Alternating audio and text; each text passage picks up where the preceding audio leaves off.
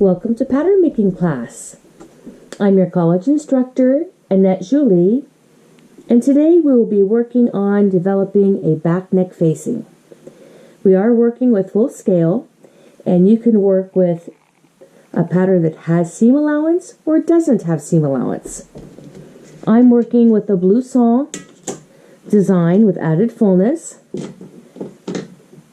Grab your pattern making tools, pencil, pen, rulers, tape, scissors, and a little scrap of paper to be able to make that back neck facing. So this has the 1/4 inch seam allowance in the neckline and 1/2 inch in the shoulder.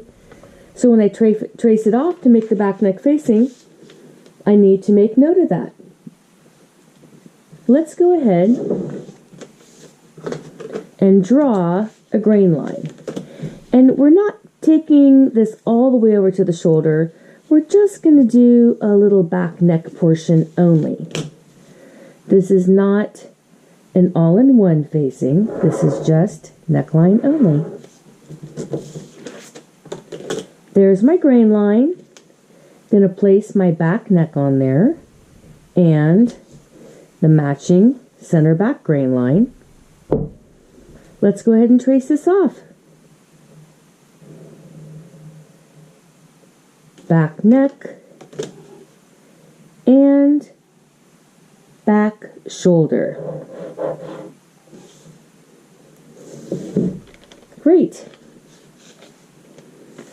So one of the first things I need to do is show myself I have 1/2 inch in my shoulder and 1/4 inch in my neckline. It's already there, and I need to cross my corner and show myself. Then also, I could go ahead and draw the seam allowance in so that we know it's there and we have a better understanding of our pattern. Also too, here is my center back, and we're not using this portion of the pattern paper. We're not going to use that. So you can go ahead and cut it off.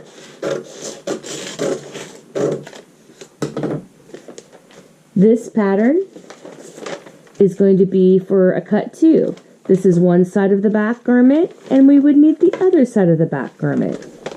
So this is a cut 2 in self fabric, and this could be a cut 2 in self fabric. Now we're going to go ahead and from the line that you just drew in 1/4 inch, we're going to match that with our 2 inch line on the ruler and rotate around and mark it at 2 inches to make our back neck facing, and this will match the front neck facing we just made. Your facing width could be 1.5 inches, 2 inches, 2.5, and I have chosen 2 inches. And just like the front, we also need to, at the 2 inch point here at the shoulder, drop that down a little 1/16 of an inch. I'm probably doing it more than a 1/16 so we can actually see it, but just go down a 1/16 of an inch and draw that line right back up to the shoulder.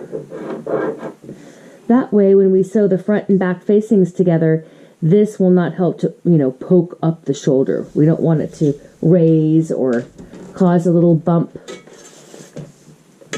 Go ahead and grab your curved ruler. Let's connect those lines.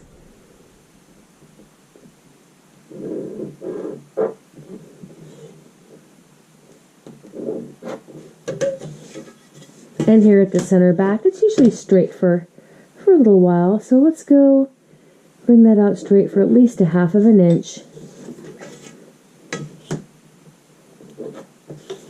And now we're ready to cut out our back neck facing. I think I'll fold that extra paper at the back. Since we haven't finished our whole design, we can decide what we're going to do back there. The center back, we could make a placket, a facing, a zipper. So I'm just folding back that back neck facing for now until we figure out the entire rest of the design. We're trimming on the outer edge. And then we have gone down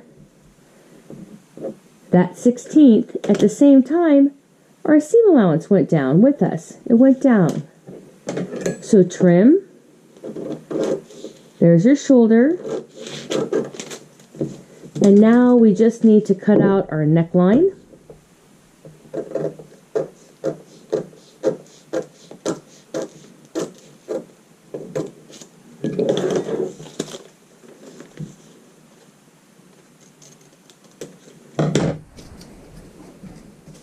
Oh, that looks great.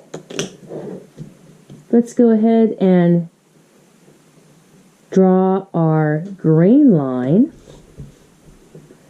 Draw arrows going both directions, showing us that we have non-directional fabric at this point. And this is going to be our back neck facing for our blouson with added fullness top. And we are going to cut 2 in self fabric. We're also going to cut 2 in interfacing, which we're going to have to iron on to give support to the front and back neck facing. We always like to underline this in red.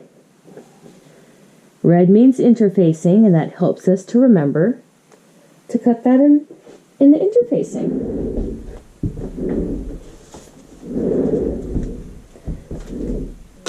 And let's see how this is going to fit in our back neck. That looks great.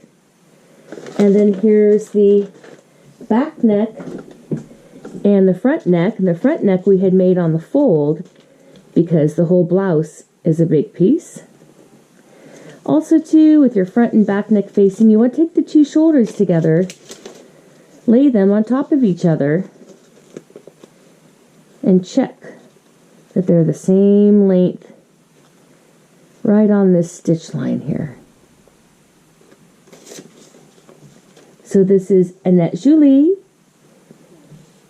It's the end of the video, and I look forward to you checking out one of my next ones. Feel free to subscribe to my channel.